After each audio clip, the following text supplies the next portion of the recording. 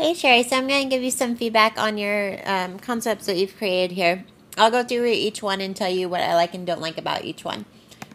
With the first one here, I like that you kept it very, very simple, which is really good because sometimes that's the biggest challenge when creating a logo is trying to simplify your ideas. So I like the simplicity of most of the concepts that you have here. My concern with this one is that when I first looked at it, I actually thought that it was a mop or a broom, kind of.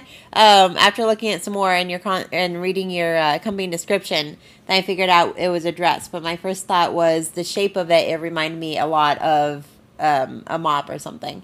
So with this one, I'm concerned that if you create this shape, that it might not be easily read as a dress with the way that the lines are and everything. So it's a possibility, but I don't think it's going to be very, very strong for a logo concept. So it's okay, but I think that you could come up with something a little bit better. And I'll go through each one and tell you which ones are my favorite. For number 2, again, I like the simplicity of it. Things I'd be concerned about are the little stardust and everything. In a logo, anytime that you have something small like that is going to get lost when you zoom out. So all that little detail with the stardust is probably not going to be conveyed when it's at a smaller size. Also with this one, with something a little bit more fairy tale like, I think it fits some of your demographic, but since you listed your demographic as being, I think it was like 15 to 50, then I think you're going to lose some of that older demographic with having a more fairy tale like child-ish imagery for it. So I think, it would work well for the younger demographic, but not so well for the older demographic. Number 3, I like the type that you have here, but since you're required to do a symbol logo with it, then this part here, again, the same issues with the dress is up here. It's okay, but in black and white, then it might not come across as well as you'd like it to, so I just don't think it's very strong for your concept. Number 4, I think there's a little bit too much going on between, you have the E and the shoe and the dress. I think it's a little bit too many elements going on. You really want to settle it down to like one main focus for your logo. Number 5, kind of the same thing that I had said with number 2 of, again, having kind of like the wand idea. I think it works well for some of your demographic, but not so much for others. And with the, I think it's a cool idea that you had the E's coming off it. I like that you're working with the different shapes and how to make them work together and stuff. So I think that part's really cool. As far as the style, though, I think that, like, with the jagged edges, almost kind of like little points coming off of it, that the actual style, it reads a little bit more, I don't know, edgy, kind of just like underlying with like the shape of the lines and everything. So I think you would need something a little bit more feminine as opposed to something that's like these sharp edges that you have.